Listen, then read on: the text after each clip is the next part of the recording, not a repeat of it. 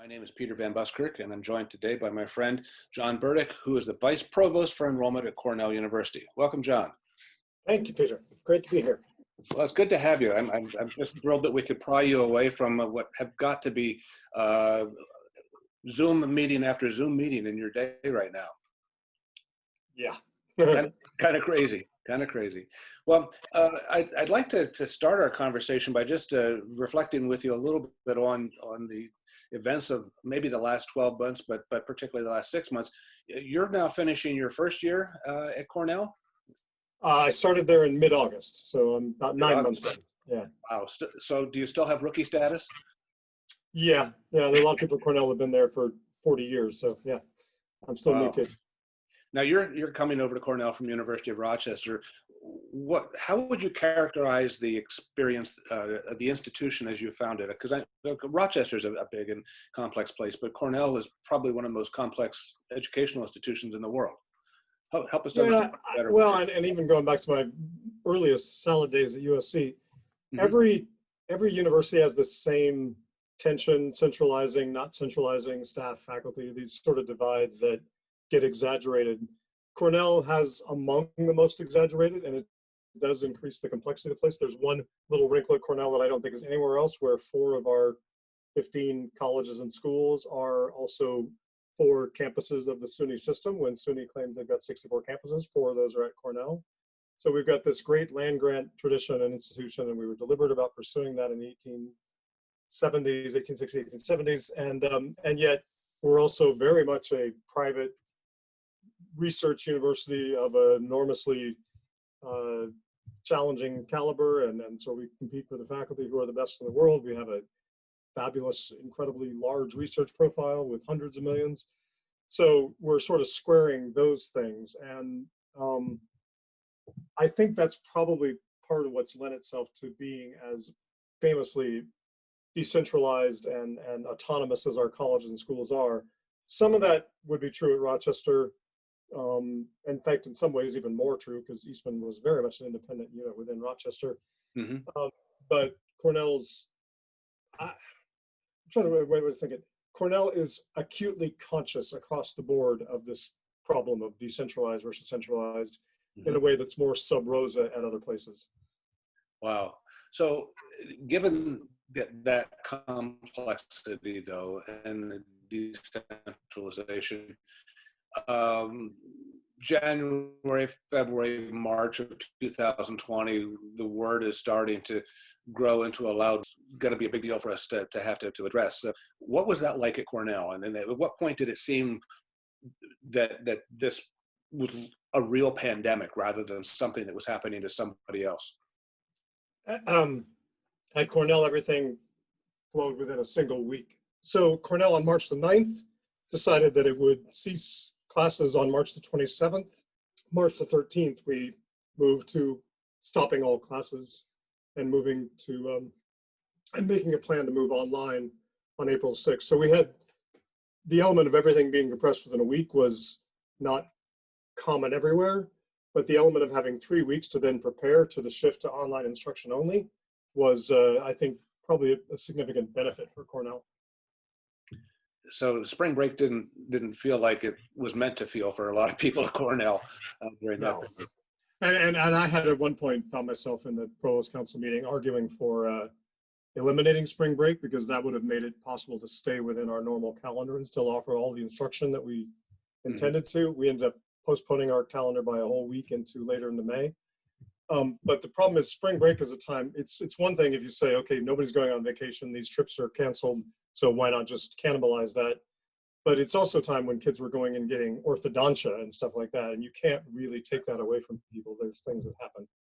Exactly. So your faculty in particular pivoted quickly to create an online option for the end of the semester. But I would imagine also that you were getting close in the middle of March to finalizing your offers of admission. And how did that kind of coincide? Yeah, so the timing this year was that the colleges had largely done all their review. The college readers had done all their review before this was near the end. That mid week in March was when they're supposed to do it. Our release date was March 26th. Two things were suggested to me. I rejected both, and at this point, I'm still glad that I did. One was that we would dramatically decrease the number of offers we made to international students because of the issues that were arising. And those had been arising earlier in the pandemic months too. Sure. But at all points, I said, look, we're admitting students for a 4-year degree. No matter what happens now, and maybe even for a year, 18 months till a vaccine or whatever other solution presents itself, shouldn't impinge on these students' opportunities that they've earned and competed for. So we kept going. Our international review was the same as it always would have been. The other thing I was asked to do was to write a sentence into our standardized admission letter addressing the fact that we're in pandemic times. And I said no to that too. I said, for these students, this letter is not just an entry into Cornell, it's a culmination of all the work that they've done in high school up until that point. And I don't think that they want their letter to be sort of absorbed with the worldwide problem. That's their letter. That's, you know, and I think a senior in high school who's worked as hard as these kids have has the right for a little schmeensy bit of narcissism that this is theirs and not shared with the world in that sense. So well, sure. And the pandemic wasn't the cause of their admission or the cause of their lack of it too. So kept those things separate. Now, I would imagine that a lot of the decision making you do is rooted in models from past years. How did you function then this year, since you know, there may not have been any precedent in terms of yield models for something like the coronavirus? Well, it didn't shock me that this was true. Basically, Cornell kept going business as usual, despite the fact that coronavirus was raging and we didn't have students visiting campus and all that. We were watching for those bumps you usually get. So hundreds of students come into campus for Cornell days, and a bunch of them deposit right then. And so we were watching during April for whether there was any sign of unevening. And we did actually invite some students from our wait list in the third week of April, which was not something Cornell had done before, but I'd done it fairly often at Rochester, because if you're tracking your trends, you know whether you're going to get that final big push or not. And so that worked out really, really well. We had a few students that got off the wait list and into the admit pipeline on about April 23rd, 24th. A lot of those students were able to deposit quickly. A few extended their deadline for financial aid, but ultimately came through. So that was one modest change based on tracking the numbers. But we held to a May 1 deadline. We've done a little bit of waitlist activity after May 1, which has been focused on the triple whammy that international students are hitting, where they're getting visas and COVID and travel, all sort of making it less likely that they can enroll. So I differentiated the waitlist polls based on college, based on how much exposure they had to international students as a share of their class. Mm-hmm. But honestly, Peter, more of this has looked business as usual at Cornell, and I don't, especially in this of all weeks, I need to acknowledge that that's a privilege we have at Cornell. When you got a 10% admit rate and you've got such a clamor to be able to attend a place like this, I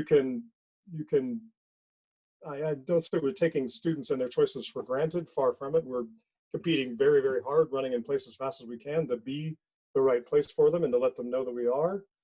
But there is this strong reservoir of demand for what Cornell offers, and that seemed to power through the pandemic disruption. Were you at all concerned about your ability with your staff to kind of seal the deal with the students who are admitted? Oftentimes the month of April is a celebratory month. You want to have students on campus, meet faculty, have the Cornell experience one more time before they make a decision. Sounds to me like there's a pretty high degree of resolution on the part of the kids you admitted. So did you even notice any bump because of the lack of face-to-face in April? I've got to acknowledge that I inherited this incredible online operation that already existed at Cornell under the leadership of Sean Felton, the director, and Ann Parks, who's the associate director for communications. They had already set up the CU on the Hill hub that then parlayed out into many different kinds of modes, chats and webinars and online presentations of videos and other interactive stuff. And every student admitted to Cornell, including the 1,550 ED students that have already been doing this for months, gets invited to the CU on the Hill hub. So we had this incredible social media platform and lots of material to pour into it. Everything worked like a dream with being able to engage students virtually with a strong calendar all day long, including each of the colleges for the time. The only thing we didn't get underway was we had plans to capture on video a true virtual tour. That didn't end up happening in the time frame that we wanted, but we were lucky. Well, not lucky. I just Cornell had thought through the interaction of video and social media quite a bit before I got here, and we just leaned heavily into that and sort of converted everything over to that. It's nice to have been able to walk into that.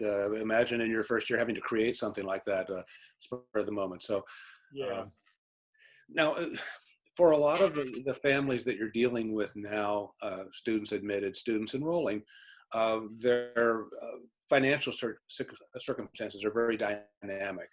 Are you seeing much in the terms of appeals of financial aid awards? Are there pressures to your budget that way? Yeah, well, so we had about a 50% increase in appeals from new students during April, and we expect that to keep rolling and grow both for continuing and new students all the way through the start of term. So yeah, we expect, and the work to manage the appeals is probably the hardest element. We've got to be sure we were staffed enough in financial aid to both answer their questions and actually do the work of reevaluating packages and needs. But assuming we solve that problem, one thing that I love about working at Cornell was the very first statement about the pandemic on March 31st from Martha Pollack, our president, was that our number one commitment was to maintain being a need-blind institution meeting full need. So we've modeled that at outrageous numbers, 100 million, 120 million in the first year, 240 million possibly in the first year, 300 million in the first year, depending on how all this shakes out. But through fundraising and reapportioning budget and making choices, that commitment is as solid as anything I've ever seen. So that's not, I mean, it's not entirely predictable that Cornell would choose to do that. We're a well-endowed place, but not as wealthy per student as some others. But it is part of the ethos here that students come first. So even to the point of introducing risk to our, a spend down, a drawdown of our endowment, or risking our liquidity, or even not being able to compete as well as we'd like for faculty and programs and facilities, the commitment is there to students. So yeah, it's a huge budget impact, but it's also a commitment that gives me a nice floor underneath me as we go through this process.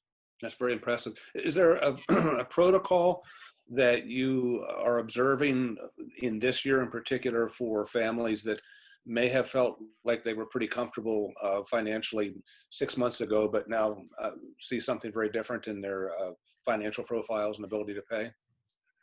Yeah, I couldn't tell you the exact protocol. The nature of it is the same as it was at Rochester, and from what I can recall about USC. When you say I'm unemployed or my parents unemployed, if you come at us right then when the moment of unemployment hits, we understand why you would do that, but we introduce a period of waiting before you can be sure that that's the case. So most people who become unemployed then go into the process of looking for a new job. Some of them get a new job, some don't. For some, that represents a curtailment of income, but they've still got significant assets. So we have to wait a certain number of weeks before we can really count that new status as being effective for changing their financial aid. We are probably into that phase now where families could present to us legitimate disruptions to income for 2020 relative to what they got measured on, which was 2018. And so we'll start to proceed from there. And finally, about the class that you're enrolling now, there's been a lot of discussion about how there's continued uncertainty across the board with regard to enrollment plans. Many institutions are reporting that it seems that they have the class or near the class right now in early June, but they anticipate that if there's another spike with regard to the COVID-19, or if there's an economic turn for the worse, that there could be some last minute changes. What does your crystal ball say, or are you reluctant to look at it that way? Well, no, I mean, we're moving on three fronts, and all of them will have a piece of importance, but we don't know the relative values of these three fronts. One is the health question, the public health question, working closely with Tompkins County and the city of Ithaca, and we're looking at what a research campus can bring to bear on really good testing, contact tracing, de-densifying, sort of understanding how to manage the epidemic, the pandemic. And I feel really good about that. It surprised me, but our veterinary hospital is prepared to test 600 human animals per day if we need to pull that in. So that's tremendous strength in that score. So I feel very good about the choices that we'll be able to make there. The second question is the what instructional mode on what calendar, and we've gone through all of those different kinds of reviews and questions, but it's all being done on two assumptions, one of which is the same as everybody else, and the other one which is uncommon, at least among our peer set at Cornell. The first part of that is we assume that all things equal, kids want to be in person. That's a part of the value proposition. That's what they want to do. So we are aiming as best we can towards providing that on an altered calendar if we have to, with maybe modes of instruction that are different for largest classes than smaller, that kind of stuff, but and taking advantage of teachers who want to do different things. But I feel like while we're moving all around that and it's a moving target, we know what the pole star is on that kind of a process. We want to present online and in-person instruction. And if we present entirely online, if a student has to stay entirely online, we recognize that that's a reduction in the value proposition, and it might come with a reduction in our price. We haven't figured out exactly if that's true or how much that would be, but something along those lines seems possible. And then the third thing is really, really high quality online instruction. And we've got a big advantage there in that Cornell has been a separate enterprise licensed by the university, but running on its own steam and presenting very, very high quality online instruction with corporate partnerships and with specialized master's degree programs and certificate programs. And so we can draw on all that strength now that that's part of Cornell formally. So we're presenting, I think, a lot of knowledge about how to do this really well. We had that embedded within Cornell already in our information technology under Julia Tom Levy, but we're expanding and growing that in all directions. It's probably having more of an impact with our master's programs than our undergraduates, but it's meaningful that we have this asset.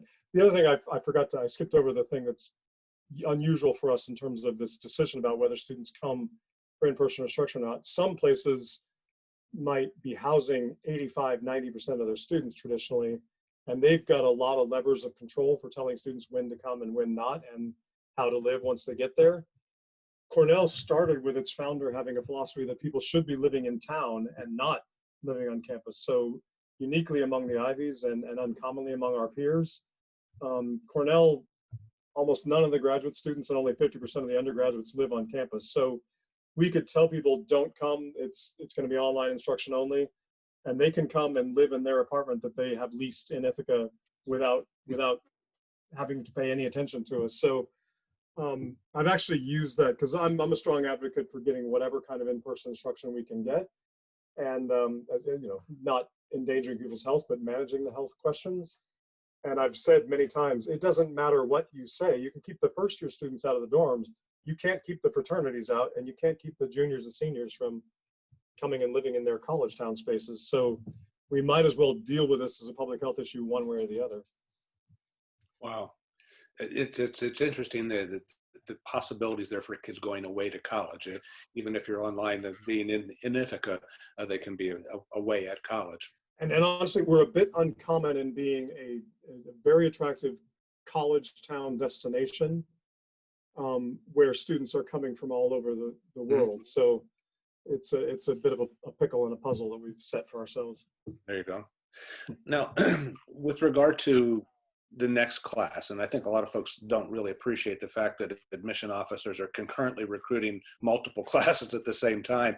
It's not like you've hit the switch on the class of 2020 and now you work on the class of 2021. You're probably well into that latter group. But how will the current circumstances health-wise affect your team's plans otherwise to engage prospective students? I'm thinking visits to schools, information sessions, open houses, etc.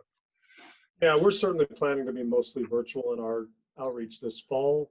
We're holding out some hope that we will be able to return to in-person recruiting much more so next spring.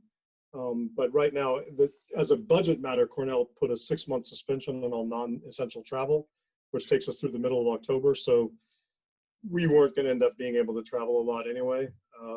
We are still going to partner with our peers that travel together and historically have gone all over the world and in every city around the United States. We're still going to partner with them to present virtually what we would have presented in person. So we'll have 5 colleges, Chicago and Rice and Cornell and Brown and Columbia will show up together on a virtual screen in Chicago and Omaha and everywhere else.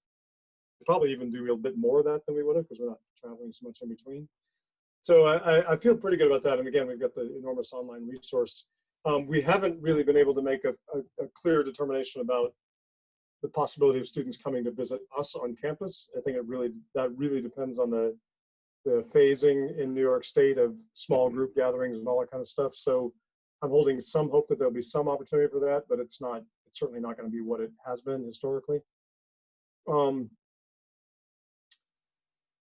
Yeah, and I think we're anticipating that there'll be very little appetite among many high schools to have college visitors in person. We'll keep an eye on that. If there are high schools that say, hey, we really want a Cornell rep to show up. I have been invited to a college seminar activity in August in St. Louis, and God help me, I want to get on a plane so bad because that was normally a big part of my life. That I said, yes, I'll come. It's St. Louis in August, which is not the first place people think of as a vacation spot, but I'm terribly excited about the whole thing. So it's your breaking out opportunity. Yeah, for sure.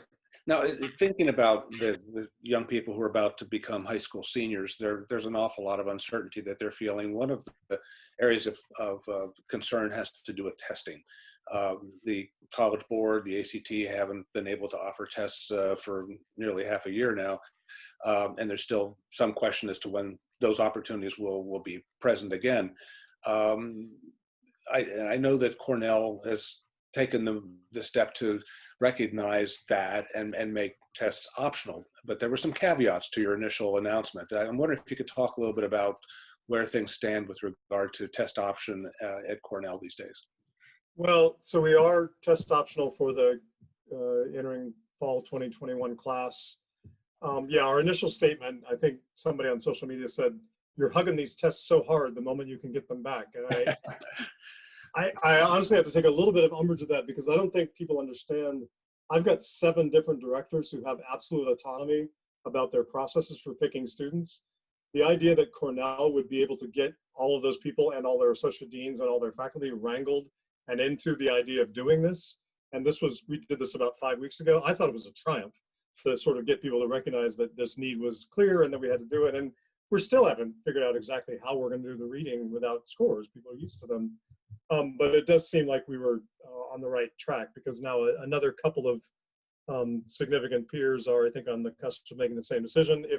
If I'm interpreting the College Board's own statements as they moved into having more signups today, they're more or less saying, hey, be test optional, or at least be accommodating for students who can't get either the number of tests they've taken in the past or can't get a test at all.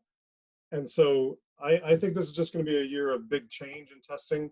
Hopefully almost all in the direction of relieving the burden and the sense of concern that the current rising high school seniors will have. I will say that I did craft language that would allow all of my engineering faculty to be on board, but it's also language. There's also this reality, Peter, and I think you probably know this as well as I do. There's never been a case of a university or college going test optional and then going back to requiring tests. And so if I was sitting at the College Board doing this calculation estimate, I'd be very much aware of that. I'd be aware that the UC system and several research universities and virtually the entire suite of great liberal arts colleges in the country have gone this way. I'd be thinking about trying to fix the business in some meaningful way to do something different. ACT and College Board both. Both, exactly. No, it's interesting. When I was at Franklin and Marshall, we went test optional many years ago, and our the demand for us to see as many candidates and make critical distinctions isn't quite what it is for you, but still it was an interesting exercise to look holistically at young people and come to the realization that, yeah, we could make good decisions without the test results. Where do the tests really fit for your process then when you have them? Is it a matter of enhancing predictive success in college, or is it a matter of helping to filter through to get to the core group? I mean, people will advance that argument to me. They did at Rochester too, because I took Rochester test optional as of last May, right, and then left them. But yeah, that sort of core research question about, do the tests have additional predictability?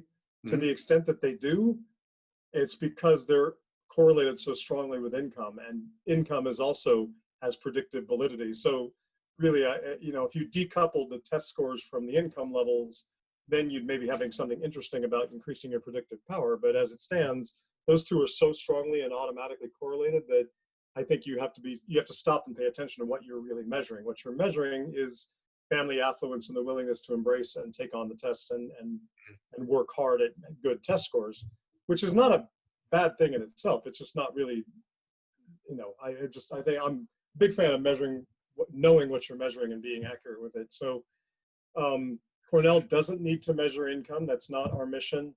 And so I think we can subtract from that entirely.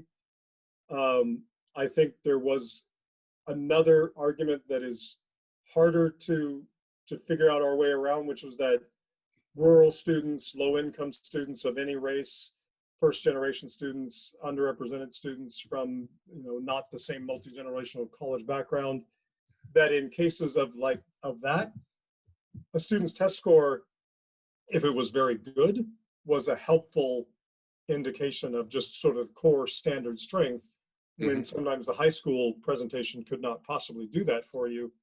So I think we're obligated to train our staff to look more deeply at what's in the transcript and what's in the school profile, get better at interpreting all the things that are being said in a letter of recommendation. We're gonna have to drive a stronger research effort on what the academic experience was prior to what would have been the test, and make sure we don't lose these hidden gems among students. Several days ago, you and I had a different conversation that came around to a similar topic with regard to test preparation and the anxiety that some young people are feeling this summer to should I be taking test preparation courses and doing work to improve my scores in light of the fact that the test may or may not be required for me. And I was really interested by your immediate response to the notion of test preparation. Yeah, it just has bothered me 100% of the time, even when I didn't even conceive of the idea that you could do this process without tests. The idea that students would spend time studying how to take an SAT exam or an ACT exam and the question types and being prepared for that just always struck me as just flat awful. Surely the tests were not originally written with that intent. Let's make sure that students study how to answer these kinds of multiple choice questions so that when a time comes to test them on their ability to do that, they're well prepared to do that. That's not, because the kinds of questions, they're not a common part of the college process. We don't ask SAT questions on our physics exams. They're working with pencil and paper and doing something entirely different, and they're showing their knowledge, not their general apprehension. So yeah, I get bothered when I think people spend a lot of time on test prep. Yeah, I'm trying to kind of catch you out of left field on that, but I was so struck by our earlier conversation and your immediate response but I think you've articulated well why young people. I acknowledge it's become part of so many high school days and so many curricula and so many families' plans for how they do this. So I'm saying something that's kind of radical if you've been going along to get along for 20 or 25 years, but my acquaintance with this material and yours predates that, and I remember a time when that wasn't the case, and I still like that time.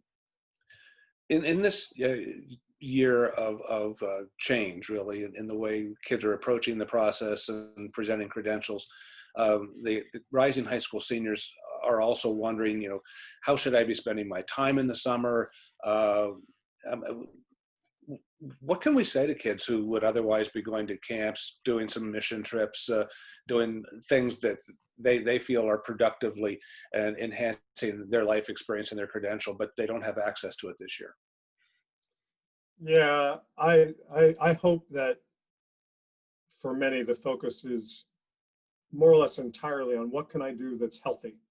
And I mean developmentally healthy as well as sort of staying physically healthy. So getting outdoors in the United States while the weather is nicer and more accommodating for that. Not in places like Texas and Arizona, it's actually probably worse, but for the most of the country, it's a good idea. Maybe building the social networks that make sense, their pods, or probably not their family. They probably have just about enough of their family at this point. They probably need to sort of develop some other kind of thing.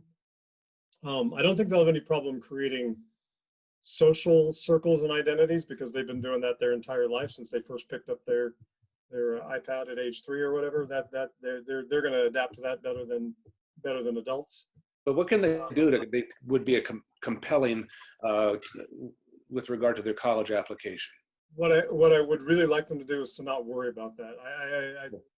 I think if a student finds their healthy center, wherever that may lie, and they focus their activities and plans and dreams and goals during the summer on that form of self-development, which includes social engagement. I'm not talking about being isolated or being completely alone. I'm talking about finding the right healthy way to engage with the world in an abstract way and also in a very specific and tangible way.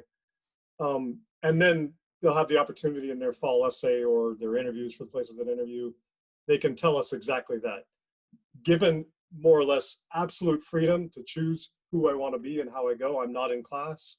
There aren't structured camp activities or mission trips or, these things are not available. The jobs and the internships are not quite as available.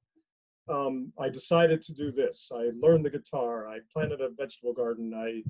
I went for multiple walks in the woods and learned a lot by observation, like John David Thoreau or John J. Audubon or somebody, whatever. They found their own world in the way that they wanted to find it, or they just read a bunch of books. That's fine too. Yeah. I think all of that idiosyncratic, independent streams of development is going to be the most interesting thing we could have. We honestly, it's a long time since we've been impressed by. I took a minority leadership and medicine class, and then I went and volunteered for 10 days in Costa Rica, and then I did an externship. To some extent, again, based on privilege, everybody's been doing that stuff. It's been a leveler, not a way to get ahead. You got it. You mentioned essays. Is this the year of the coronavirus essay? Is that a good thing, a bad thing? I so hope not. I was so pleased to hear that Common App entered an optional specific coronavirus question, because I believe we all need that opportunity. It's cathartic to sort of say, what were our circumstances? Where were we when? And how did we manage that? But that's independent of the actual main essay, because I looked at the Time magazine cover that said the coronavirus generation, and I said, I sure hope they think not. My grandmother and grandfather, the two that were living when I was born, were born in 1901 and 1904. They both had teenage memories of the previous pandemic from where they stood down in Texas. And I do remember hearing that had happened and maybe having a chance to ask them about it before they both passed away many years ago.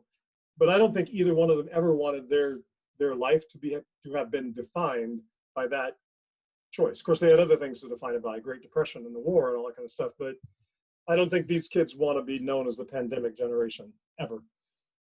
Well, they have another opportunity to reflect, though, this summer, as the social justice movement has really taken hold in light of the recent deaths. Those are not, those are areas of reflection and interest that I guess we should encourage and see. I'll be significantly more interested in how they respond to that. Absolutely. And what their take is on those questions. Well, as we kind of bring things to a close here, I just want to reflect one more time for those kids who are beginning to think of themselves as college applicants. They're bewildered, they're confused, they don't know what to make of this situation. They don't know if they're going to be in school in the fall to start off. They don't know if Cornell or other schools are going to be able to see them physically on campus. They don't know if their tests are going to be, just a lot of stuff that they would normally be able to count on. If you were standing right now with a 17-year-old, soon to be high school senior, knowing those anxieties, what advice would you give that young person? I would tell them to continually check in with the most capable, wisest people they know. Hopefully that includes one or more of their parents and others in their family and close friends, um, and sort of not go off on a tilt any one way or another with hyper organization and claiming every activity you can possibly do in the assumption that that's still business as usual. Not to go so far in the direction I've articulated before of just being sort of wandering in the woods exclusively, but get some mirrors, get some people that provide you with a place to check in and some feedback as you go through the course of your summer and your fall application process. And if you're listening to enough people with enough collective expertise, you're probably going to find a pathway that is reasonable. It may not be the most strategically successful. You may not be getting that strategic advantage that has motivated a lot of your effort before to get the highest test scores and take the hardest classes and have the best internships. You might not be able to recapture that, but I don't think any of us are really going to miss that kind of frenzied behavior. Meanwhile, you do pull in some people who keep you a little bit gut checked on if you say, look, I've decided that I'm just going to daydream and make a few sketches and doodles in a book for the next 2.5 months, or even though this actually sounds kind of nice, I'm going to go to 2 months of an ashram and do a transcendental meditation all day long. And somebody might be willing to check in with you and say, maybe that's not the only thing for you to do right now. Maybe there are other things that are also valuable, and here's some ideas, let's bounce it back. I think if people cultivate that feedback process, which is not easy to do.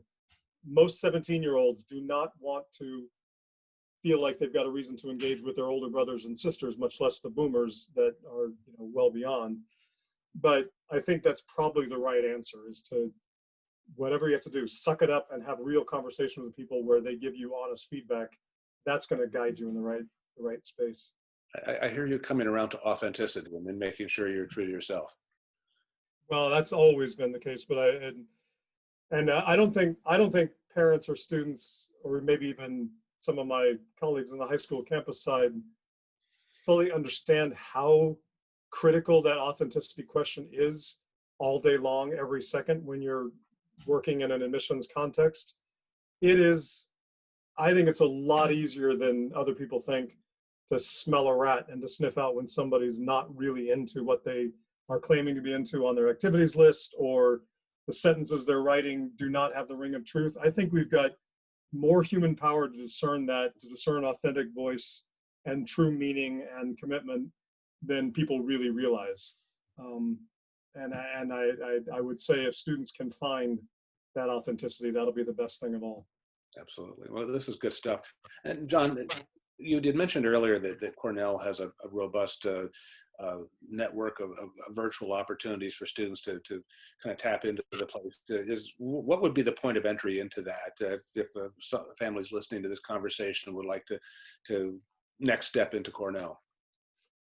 Yeah, if people go on our website and click on, or they send us an email or a phone call, hopefully someday in the not too distant future, if they schedule a visit, or if they engage with us at their school or in their city in one of these online invitations, they're immediately moving into getting all the information they could possibly want, including, and I confess this is something I'm still working on, if they express interest in 5 different majors from 5 different Cornell colleges, they're going to get a whole robust series of engagement from 5 different Cornell colleges. And, Ready. Yeah. and turning off that tap may be harder than they think. But yeah, that engagement is possible. They won't get into the social media network until they are admitted. So there's a bit of a zone around that. But their opportunity to engage with all the same material is there from the outset.